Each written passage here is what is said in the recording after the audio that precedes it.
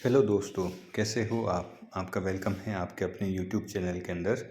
आज मैं सुनाने जा रहा हूँ आपको एक मस्त कहानी अपने चैनल कहानी और ज्ञान में, जो है एक सेठ और एक चोर की कहानी।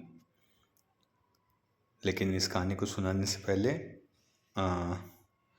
इस कहानी के अंदर जो बात है, अगर आपने मेरा चैनल सब्सक्राइब नहीं किया है तो प्लीज़ इसे सब्सक्राइब कर देना, वीडियो को लाइक करना, शेयर करना और बेल आइकन पे क्लिक करना। लाइक और कमेंट आने चाहिए। तो चलिए सुनते हैं कहानी। कैसी मस्त कहानी है, जो कि एक सेठ और एक चोर की कहानी है। एक बार एक सेठ था। वो सेठ का धंधा अच्छा चलता था। उसकी 2 पत्नियां थी, दोनों सुंदर थी और सेठ का कारोबार भी बड़ा मस्त चलता था। उसके पास पैसा भी बहुत था। लेकिन सेठ एक बात से बड़ा दुखी था। उसकी दोनों पत्नियां काफ़ी झगड़ा करती थी और उस झगड़े के अंदर वो सेठ को भी खींच लेती।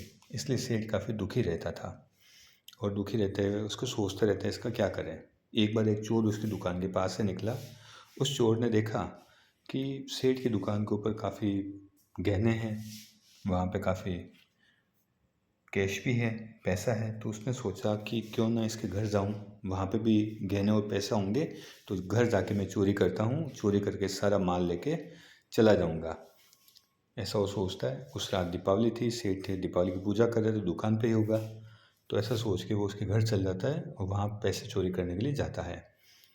तो चोर जैसे ही उसके घर पे पहुँचता है, उसके मन में ये होता है कि भाई यहाँ से चोरी करके मैं भाग जाऊँगा। लेकिन होता इसका उल्टा है कि वो सेठ जल्दी घर पे आ जाता है और जल्दी घर पे आते ही वो घर का दरवाज़ा बंद कर देता है और अंदर से उसको लॉक कर देता है, क्योंकि उसके पास गहने और सामान था। अब चोर वहीं फंस जाता है। अब वो सोचता है कि भाई मेन गेट पे ताला लग गया, सेठ भी अंदर आ गया, क्या करूं, चोरी तो कर नहीं सकता। तो वो सोचता है कि चलो ऐसा करते हैं, सुबह यहाँ से भाग जाएंगे, जब सवेरा होगा दरवाज़ा खुलेगा तब। अब सेठ की दोनों पत्नियाँ सेठ के सामने आ जाती है और सेठ को कहती है कि भाई हमें लक्ष्मी पूजा करनी है और हम लक्ष्मी पूजा तुम्हारे साथ ही करेंगे। वो दोनों पत्नी ऐसी थी कि पहली पत्नी तो नीचे वाले फ्लोर वाले मंजिल पे ही रहती थी और दूसरी पत्नी ऊपर वाली मंजिल पे पहली मंजिल पे रहती थी।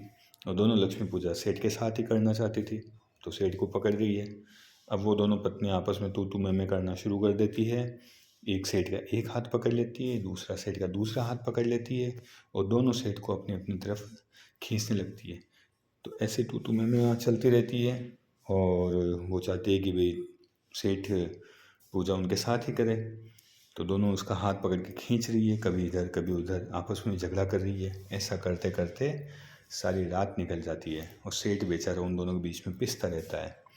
इधर रात निकलते ही सवेरा हो गया, रोशनी हो गई। रोशनी होते ही चोर जो छिपा पड़ा था कोने में नजर आ गया। उसको देखते ही सेठ शोर मचा देता है, लोग इकट्ठा हो जाते हैं, पुलिस बुला ली जाती है। पुलिस आकर उसको पकड़ लेती है। अब पुलिस उसको पकड़ने के बाद में सेठ को कहते हैं कि सेठ जी, ये चोर आपके घर से पकड़ा गया है, आप बताओ इसको क्या सज़ा देनी है। आप बोलोगे तो इसको हम मार देंगे, इसका गला काट देंगे, फांसी चला देंगे। आप जो सज़ा इसको देना चाहो वो सज़ा मुझे बता दो, हम दे देंगे।